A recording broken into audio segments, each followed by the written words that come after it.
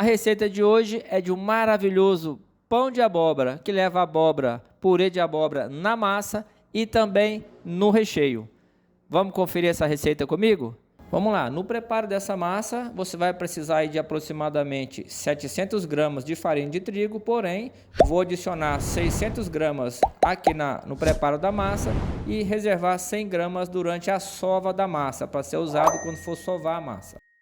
2 ovos, 100 gramas de abóbora cozida já amassada, 80 gramas de margarina, 100 gramas de açúcar e uma pitada de sal. Um sachê de fermento biológico seco, 150 ml de leite, acrescentado todos os ingredientes, agora é só misturar. Agora na sequência você vai colocar a massa em uma bancada, polvilhe farinha de trigo e você vai sovar um pouco essa massa. O ponto dela é muito fácil de fazer.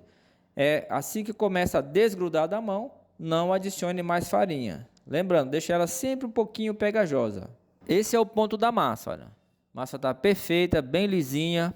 Esse é o ponto. E eu adicionei aqui para sovar a massa, foi necessário ainda acrescentar mais 100 gramas de farinha, para que ela ficasse nesse ponto aqui. Finalizado a massa, o preparo da massa, agora vamos deixar ela descansando até dobrar de volume. Aproximadamente aí 1 hora de prazo. Agora para o recheio você vai utilizar aí 150 gramas de abóbora cozida e amassada. Adicione 1 colher de sopa bem cheia de açúcar e 2 colheres de sopa de manteiga em temperatura ambiente. E agora é só misturar. Misture bem esses ingredientes aí do recheio. Passado o tempo de descanso da massa, agora você vai dividir ela em 3 partes iguais. Polvilhe um pouquinho de farinha na bancada e com o auxílio de um rolo você vai começar a abrir a sua massa.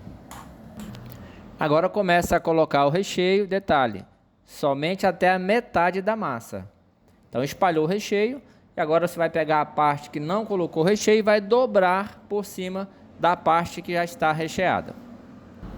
E agora com o auxílio de um cortador de massa ou de uma faca, você vai cortar em largura de 1 centímetro toda a massa. E agora pegue cada parte que você cortou e você vai enrolar.